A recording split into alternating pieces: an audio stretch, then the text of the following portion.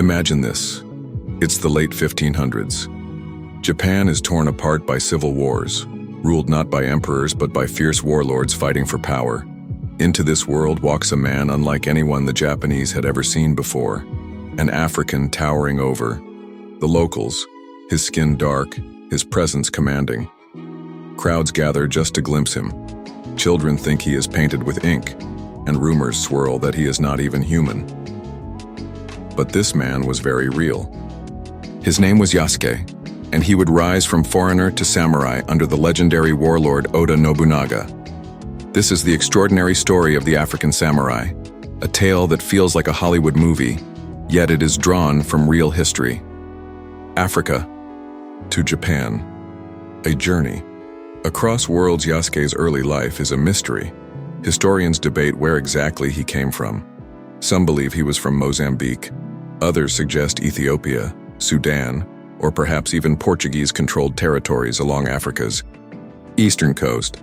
What is certain is that Yasuke was enslaved at some point, and later found himself in the company of Jesuit missionaries traveling across the globe. By the 1570s, Yasuke had become an attendant to Alessandro Valignano, a powerful Italian Jesuit, who oversaw Catholic missions in Asia. Valignano valued Yasuke not just for his loyalty and imposing strength, but also because his presence fascinated people wherever they traveled. In 1579, Yasuke arrived in Japan with Valignano. For the Japanese, who had never seen a person of African origin before, Yasuke was like a figure from another world. He stood at least 6 feet 2 inches tall, massive by the standards of the time, especially in Japan, where the average height was much shorter. His dark skin drew awe and disbelief. People pressed together in the streets just to catch a glimpse of him. Some Japanese thought his skin must be painted with ink. In fact, legend says that Oda Nobunaga himself ordered Yasuke to strip and be scrubbed, to prove the color was real. Meeting Oda Nobunaga, a warlord and his curiosity. At this time, Japan was in its Sengoku period, a century-long age of chaos and war where rival daimyos, feudal lords, fought to unify the fractured nation. And none were more feared, ambitious, or enigmatic than Oda Nobunaga. Nobunaga was a brilliant but ruthless leader. He sought to conquer Japan and reshape it with new ideas, weapons, and alliances. He welcomed foreign traders and missionaries, especially because they brought with them muskets and gunpowder, tools that could change the course of war. When Yasuke entered Nobunaga's court in Kyoto in 1581, he immediately captured the warlord's attention. Unlike anything Nobunaga had ever seen, Yasuke's size, strength, and calm demeanor impressed him. Nobunaga was not a man easily swayed by spectacle, but he recognized something unique in Yasuke. After testing him, perhaps even challenging his physical ability, Nobunaga decided Yasuke would not just be a curiosity.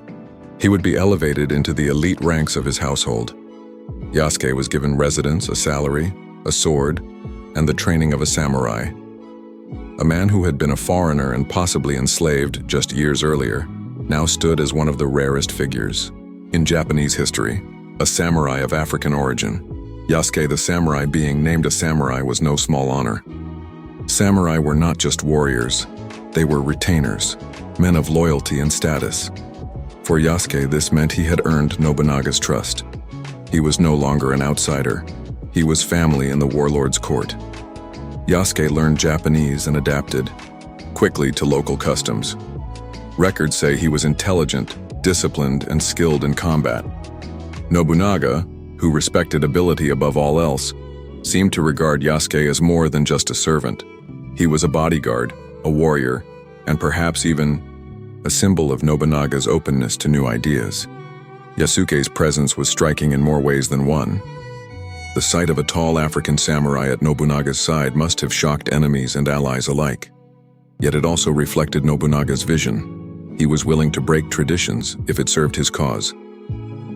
For Yasuke, this was a transformation unlike anything in world history. A man born in Africa, traveling across continents, who found himself fighting in the most elite warrior class of medieval Japan. The fall of Nobunaga. But history is rarely kind to visionaries. In 1582, Nobunaga's story came to a violent end. One of his own generals, Akechi Mitsuhide, turned against him. In what is now called the Honnoji incident, Mitsuhide launched a surprise attack on Nobunaga's temple residence in Kyoto. Nobunaga, outnumbered and trapped, chose to commit seppuku, ritual suicide, rather than be captured. Yasuke was there. Imagine the chaos. Fire, screams, the clash of steel, as Nobunaga's world collapsed in betrayal. Yasuke fought alongside his lord, defending him until the end. After Nobunaga's death, Yasuke immediately went to join Nobunaga's son, Nobutada, in another desperate stand, but fate was against them. Nobutada too was overwhelmed and forced to kill himself. Yasuke was captured alive. What became of Yasuke? Here Yasuke's story fades into mystery. Some records say Mitsuhide mocked him, dismissing him as an animal and ordering him returned to the Jesuits. Others suggest he may have been allowed to live, his fate too uncertain to trace. We do not know if Yasuke lived out his days in obscurity or if he found another role in Japanese society. His trail simply disappears from history. And yet, the very fact that Yasuke rose as far as he did is remarkable.